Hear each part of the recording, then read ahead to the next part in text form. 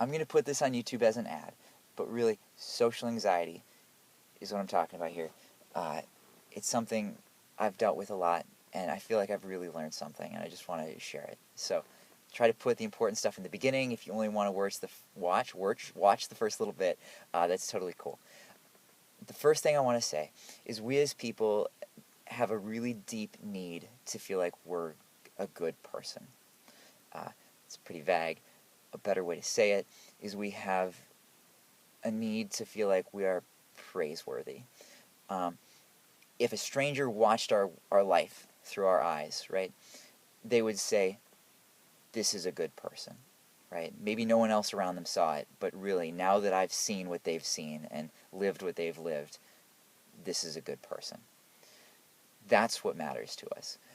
More than food, more than air, this is one of the deepest human needs. Okay, to give a little bit more clear example of that, if you have a bunch of people who are telling you, who think you've done a good thing, but really, you didn't. You cheated or you lied or whatever. And so you're getting people telling you, you're great, but in your heart, you know that it's incorrect. If all we cared about was praise, was what other people thought about us, that would be great. That would be a fulfilled life, but it's not. It eats away at you. It's no good. On the same token, right, if you are secretly, like, saving the world, you're doing like a Mother Teresa sort of thing, you're helping all these people, nobody knows about it, but that is a happy person. That's a happy woman or man, about as happy as you can be. Even if, it's really hard and you're, in the mud and you're sleeping 3 hours a day and it sucks, that's a happy person. And I think that illustrates what I'm trying to say. Okay. I think most people have a collection of things, a collection of reasons. Oh, there goes my light, sorry. Why they know they're a good person. Okay. So, I'm going to want to restart this video because I keep feeling like, do another take. No, we're going to keep going. That's very in the spirit of what we're doing here. So, I think people have a collection of things that remind them or let them know that they're a good person, that they're praiseworthy, that they're admirable, whatever. For instance, I am friendly, or I am kind, I'm loyal, I'm hardworking, I'm honest, I'm brave, I'm clever, I'm smart, I'm clean, I'm organized, whatever, right? Any number of things. And they have concrete examples of those things, that time at work when no one was watching, but I absolutely did that job and I did it right. I didn't cut corners, I didn't waste time, I did it. That time where my friend really needed me and I had to stay up all night, but I came through for him. Or that time, there was a stranger who needed help, and I stopped and did a U-turn and went and helped him, whatever. Okay, and just to give a visual to this, right, imagine, like, little glowing glass balls of, like, blue magic, and these, like, are in your soul, and, like, this is sounding very preschool, and, like, it fulfills that need. You have a full feeling of, I'm a good person. Normal person has a healthy number of those things. Okay. Now say, for whatever reason, you're a person who just has a tiny little sliver of that, who doesn't feel that, for whatever reason. Quick sidebar, that could completely be of no fault of their own, right? I'm a big believer in, if I were born in Adolf Hitler's house, and I looked like him, and I had his mom and dad and siblings and neighbors and teachers and classmates, and it was the same time period and everything. I would have probably killed 4 million people, right? Because all of the forces acting on that guy, in a lot of ways shaped him. Does that mean I don't believe in free will? No, I have hope we do have free will, and I think it's right to operate under that assumption. And I think it's very true. We may have it. But I think it's wrong to ignore the fact that things that happen to us affect us. And so someone who has a lot of that self-worth and sense that they are praiseworthy and good versus someone who doesn't, It may just be luck, just blind luck, right? So anyway, take a person who doesn't have that feeling, right? They're living a sucky life, right? They're like someone who's starving or doesn't have any water and they're in the desert. Like, it's no fun. That sounded very biblical, and that's not what I was going for. Anyway, it sucks, okay? um, so, what does that have to do with social anxiety, right? Again, I think social anxiety is a bit of a misnomer, although it's a pretty good one. It's a pretty good description of what we're talking about. I bet my light's going to go out here again. There we go. But really, it's much deeper than that. It covers everything. It's super important just to your whole life. It's a big flipping deal, right? So, someone who doesn't have this, who has just a tiny little shred, if any, of a sense that they're a good person, right? Let's see. So, we as people have feedback loops, right? For example, in terms of physical safety, right?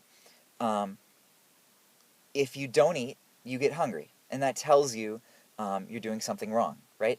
And it's useful. That pain is useful because it tells you you need to do something differently, right? In the case of, like fire or something, like getting burnt, you'll damage your fingers. You could lose a finger if you just held it in a fire. So if you put your finger over a candle or whatever, you feel a little ouch, right? And that's useful. That's good. That's helpful. It's a feedback loop. It tells you don't do that, right? The same thing is true, again, just like for hunger. We have this hunger for needing to know that we're a good person. And there's a feedback loop there as well, right? So if you do something that makes you a bad person or not praiseworthy, or you do something wrong, right? You hurt someone, you lash out, you whatever. You should feel bad about that, and that's the useful feedback loop there.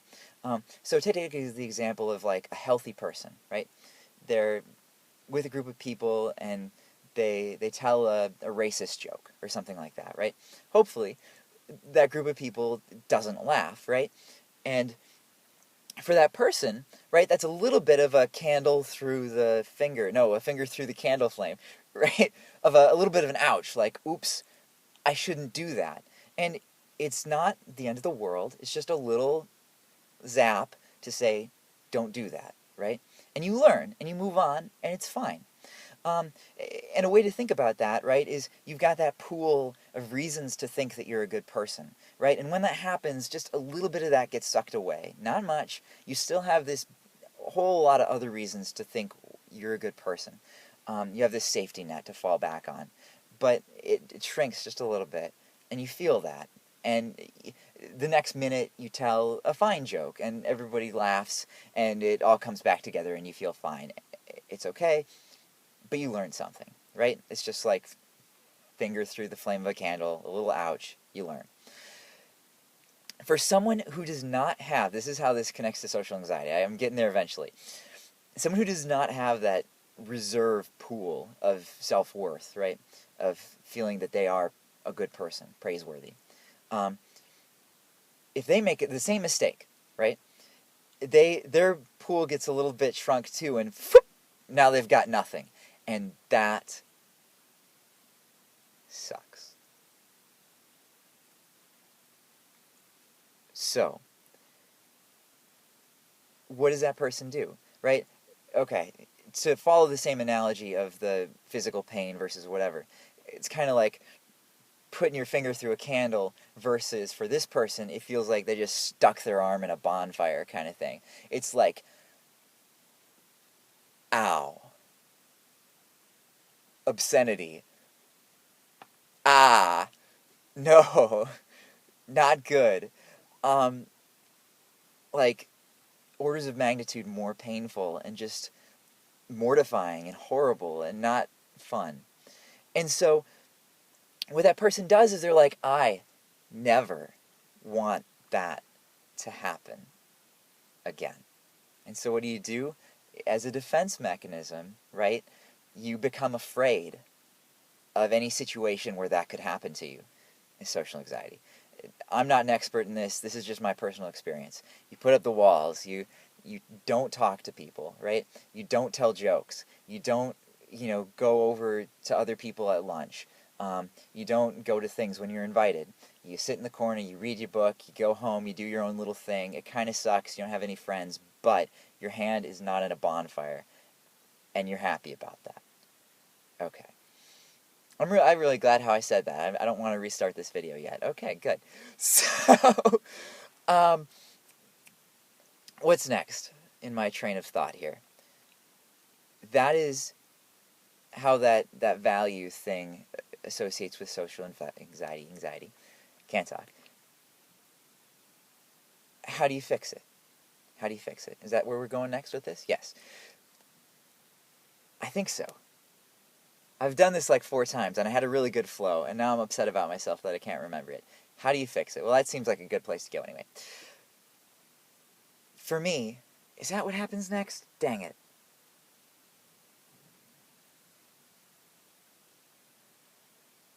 Well, we can edit this part out. What happens next? Okay, so we talked about, right,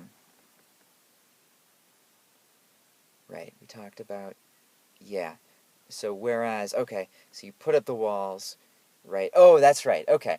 I remember what happens next. So that is unhealthy. There you go. That's what I've said in previous takes.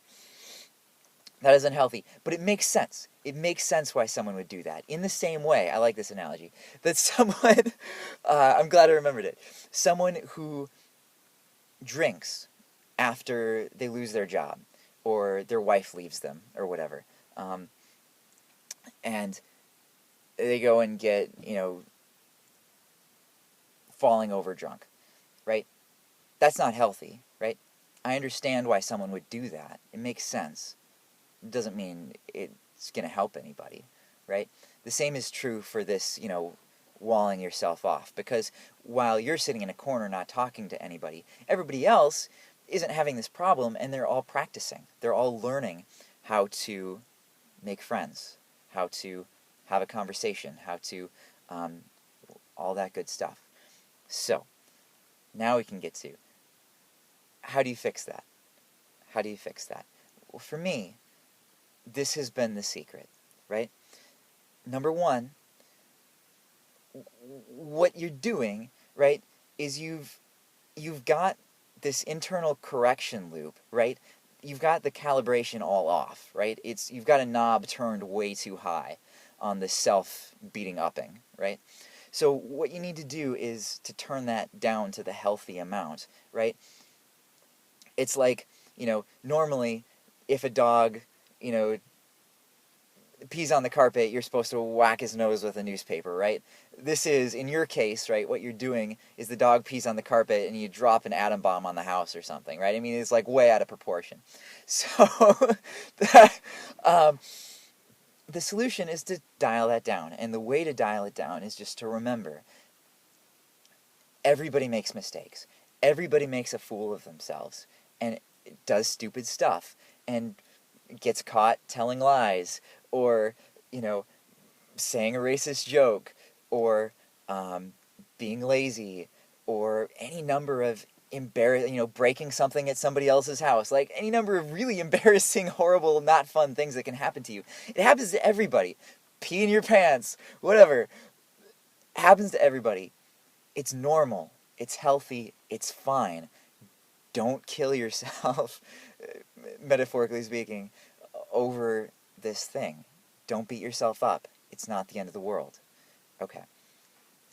So, that's the first part of the secret. That's the first part of the solution. Okay. The next part is you just need to practice. You just need to practice. Gall, this take is going so well. I'm nailing it.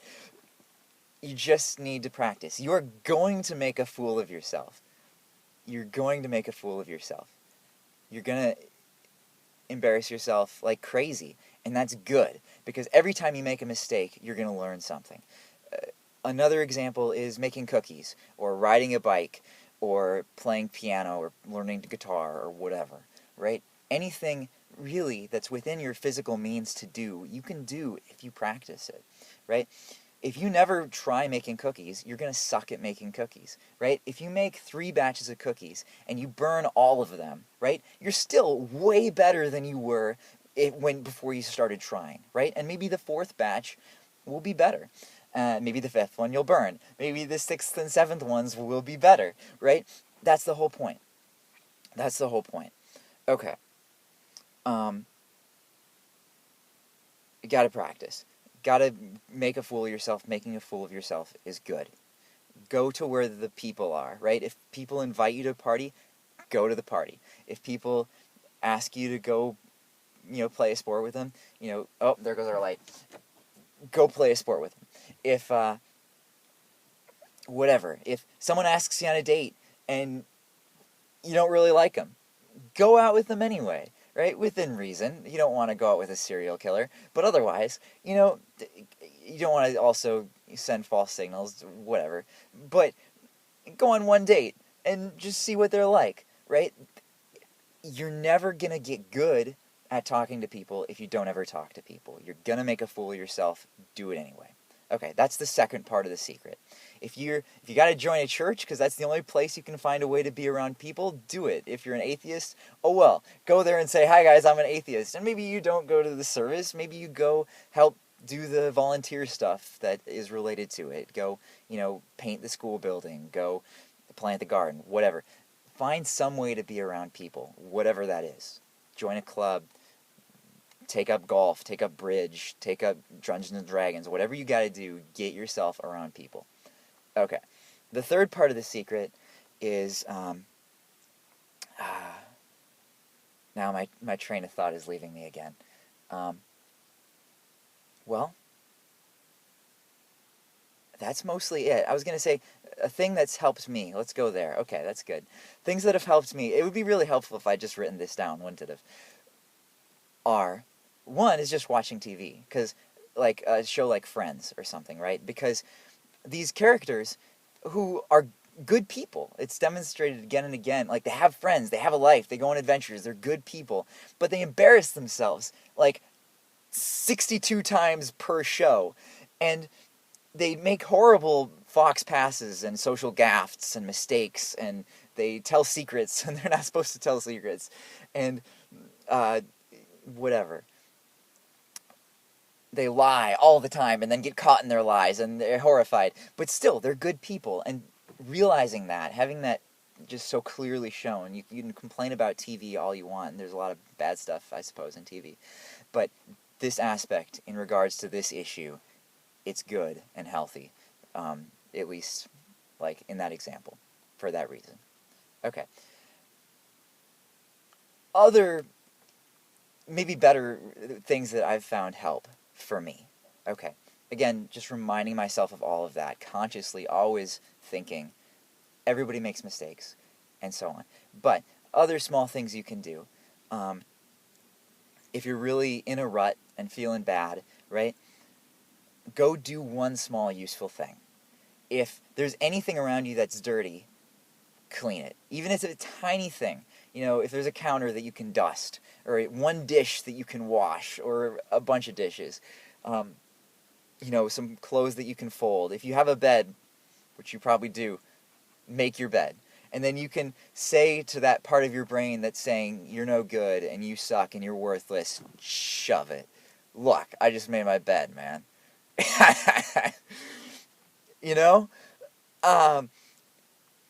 If you know how to do a Rubik's Cube, mix it up and do it and say, I'm not worthless, look, I can do a flippin' Rubik's Cube. If you know a song by heart, go somewhere no one can hear you and sing it, because it takes some dedication to learn the words of a song. It takes some commitment.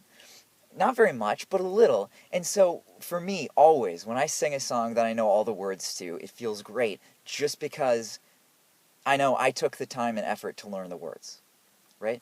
If you don't know a song by heart, then learn a song by heart. It takes probably half an hour. You start from the beginning, you sing as much of it as you know, then you listen to it anyway. So, just things that help me, just ideas. Okay, we're getting to the part, if you want to leave and cut off, that's fine. I'm just giving more examples. All right. The last thing I want to say here. Um, oh, and this is really, dang it, God, now I really want to do it again. This is really the third part of the secret. Don't leave. I'm just kidding. Don't leave. Um,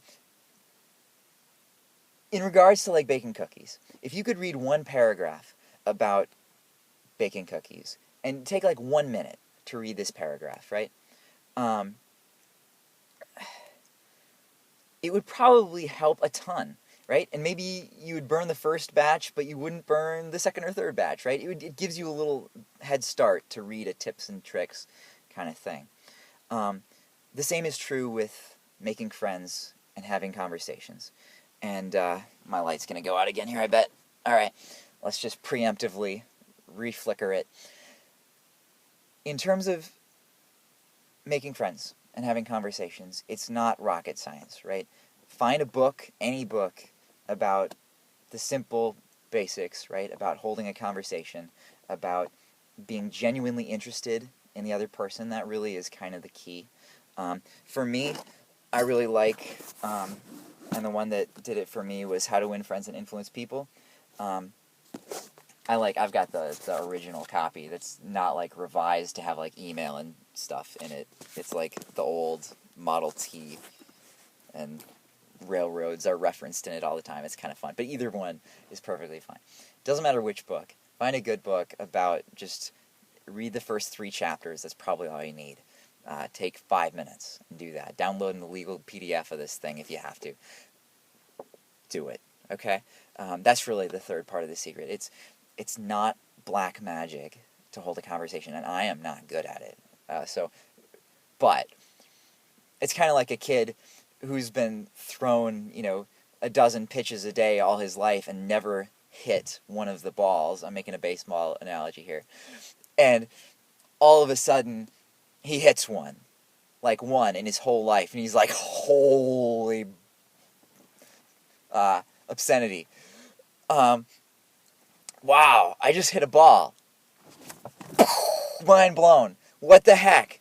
And, sure, he hit 1 out of 1,000, but you realize that you're doing something right. So that's kind of the stage I'm at. Like, I'm not a good conversationalist, but I know I'm doing so much better. Now I'm hitting like maybe 1 in 50, but still, so much better than what I've done before.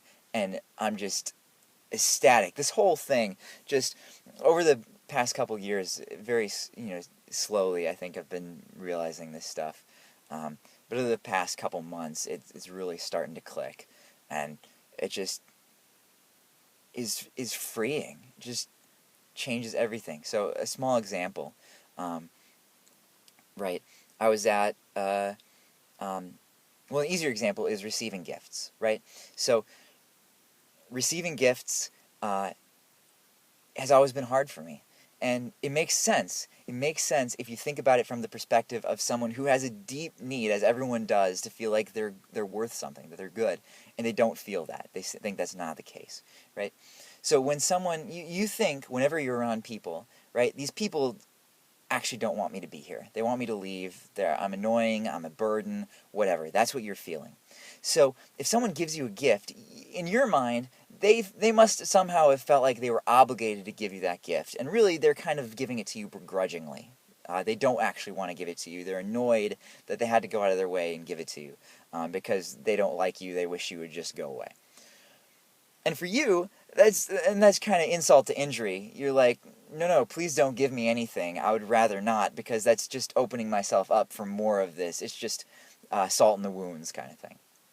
Right. You couldn't be more wrong about that. It makes sense why a person like me thinks that way, but I'm wrong. We're wrong. The truth is, right, the person who's giving it to you, right, it feels good. They feel like Mother Teresa here. They feel like they're a good person for giving it to you. They took the time to think about something you would like, and then to go find that thing and buy it and give it to you. Like, they're really proud and happy, altruistically, that they gave this thing to you. They don't, it doesn't matter really how you react. You could just turn around and walk away with it. There's no obligation for you to react a certain way. They're still gonna be happy at a base level that they gave you that present, no matter what. So you feel all this pressure, like you got to act a certain way when you receive a gift, whatever. No. And when you stop worrying about that, just like in conversations with people, you just don't worry about it. I forgot to say this. This is important. Okay, just kidding. When I said at the beginning you don't need to watch everything. An important thing to remember in a conversation is it doesn't matter what other people think about me. No, that's not the quote. Nobody cares if you make a mistake unless you care first. That's the quote. Paraphrasing Dr. Seuss or Fake Grimlock or a lot of people. Everybody said that thing, but it's true, right?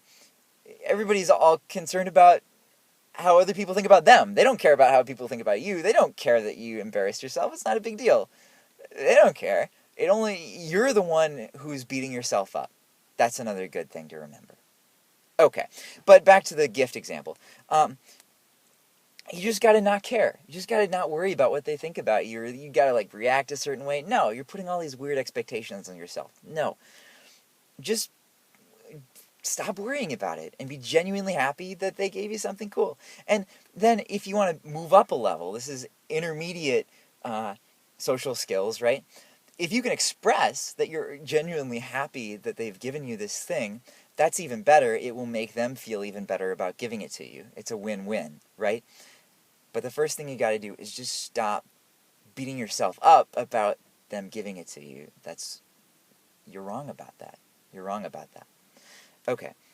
Another example. I'm just going to keep talking. You can stop watching this whenever you want. That I've had in my life very recently. A silly example, right? I went to a concert, right? I've been doing that a lot more lately, per the previous statement of just put yourself out there, right? This is Minnesota. We've got a really good local music scene. A lot of it's just in basements and the corners of bars, and it's just a little room, and everybody stands, and the band's over on one side, and it's great. So, I walk into this bar. I find a place to stand. I stand there. Fine. I start worrying right away. This soul melting thing starts to go. The arm in the bonfire, and starts to say, you're standing in front of these people, and you're a horrible person. You're blocking the people behind you. Okay. And the whoop, it's the soul crushing feeling just washes over you, and that's wrong. I caught myself, and I was like, now wait a minute, all right? The way this concert is designed, the band is up at the front, and then it is 15 rows of people all standing. Everybody is blocking someone. That's how it's supposed to work. Maybe if you pushed your way up to the front, and you were tall, and you had a hat, and you intentionally stood in front of someone, that would be a little rude. Sure. It's not, not a huge deal. But yeah. But no, you're in row 13 of 15, and that was the only spot you could find to stand was between these two people. And yes, you are blocking the people behind you, but they're being blocked by 14 more people in front of you. That's how this concert is supposed to work. It is ridiculous for you to be beating yourself up over this. And I stopped.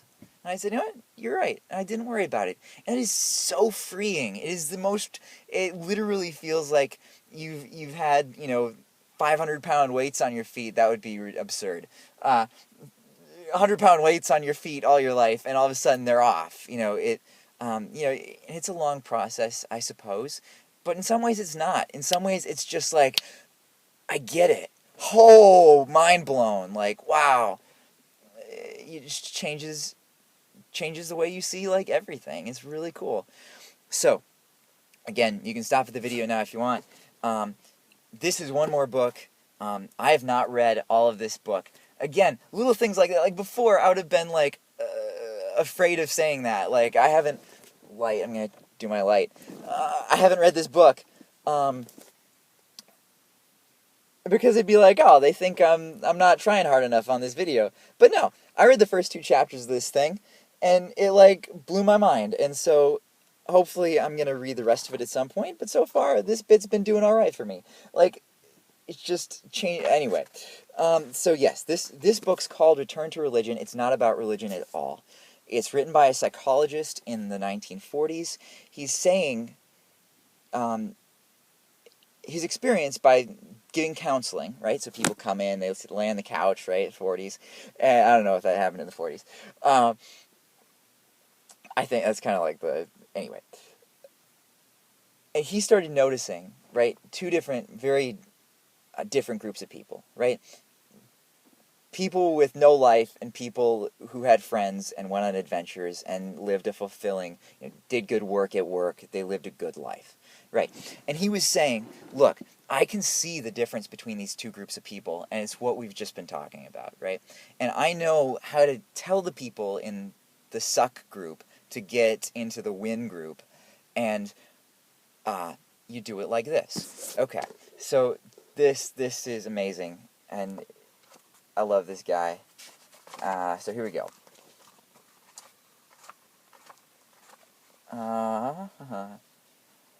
So this example, this story he tells, right, is of a college kid.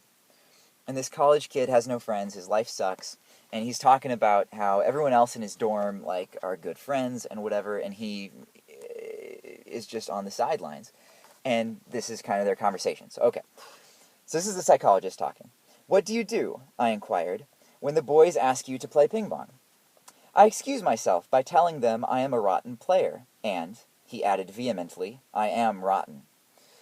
Then you probably go to your room, I told him, and start to study. After a few minutes' concentration, you suddenly find yourself thinking about ping pong, and how awkward you are at it, and how unpleasant it was to have to refuse the invitation in that way, but how much worse it would have been if you had accepted. And yet, what a good time the boys will be having, without you, playing ping pong. Then you try to get your mind back to your schoolwork, but soon the laughter and shouts of the players reach you, and off you go again with regrets and excuses for yourself. The more you think, the worse you feel, and the harder it is to concentrate on your studies. In an hour's time, you do what you could have done in 15 minutes if you were paying attention. Yes, that's the story, he admitted. But what should I do, he wondered. This is the part. Play rotten ping pong, I told him. Full stop. Okay. Play it with good players if they ask you. Drag out someone as poor as you when they don't. Make up your mind to suffer. Make up your mind to suffer. But no matter what happens, play. Before long, you may find someone who plays worse than you do. Later, you will find yourself winning a few points from a better player. Soon, you will find some pleasure in just trying to play, and after a 20-minute bout, will go back to your studies without the gnawing regrets. Yada, yada, yada. So, what he's saying is the same thing with the burn 3 batches of cookies. Burn the cookies, right? Embarrass yourself. Go make a fool of yourself in conversations. That's the only way you're going to get better. The more mistakes you make, the better, because the better you will get. And that's all there is to it. This passage right here, he says that again really well. So I'm going to say that again too. He uses, this is a 60-year-old book, remember. He uses the word introvert to refer to the suck group, and he refers to extrovert to refer to the win group. It's just his terminology. We don't use those words like that anymore. But just so you're not offended, get ready. This gets offensive. The introvert, or selfish person, avoids the trouble of meeting people. The extrovert goes out of his way to meet them. The introvert evades the obligations and demands of clubs and committees. The extrovert accepts them. The introvert or selfish person may think of doing good things. The extrovert does them. The former has no time for what he dislikes to do. The latter does them anyway. The former is afraid of making mistakes and embarrassing himself. Therefore, he risks no action. The extrovert may be afraid to do so, but still acts. The extrovert may be afraid, too, but still acts. And by his mistakes and suffering, ultimately achieves skill and confidence. That is flipping it. I have told this is the part. I have told hundreds of clients that it is better to make 7 mistakes than to make only one. While one person hesitates because he feels inferior, the other is busy making mistakes and becoming superior. That is what I'm talking about. So, yeah, I'm done. I don't know if I'm going to edit out the parts where I was just like, I'm completely lost my train of thought, because I really don't care. I said what I meant to say, and it's just been huge. It changes, the way you think about everything, and I'm really happy about it. And it's not been like, again, a single click kind of thing. It's been a couple years that we've been kind of slowly figuring these things out, but it's really started to click in the last couple months, and hopefully, maybe somebody watches this and goes, yeah, man, I figured that out a couple years ago too. You suck at this. So, peace.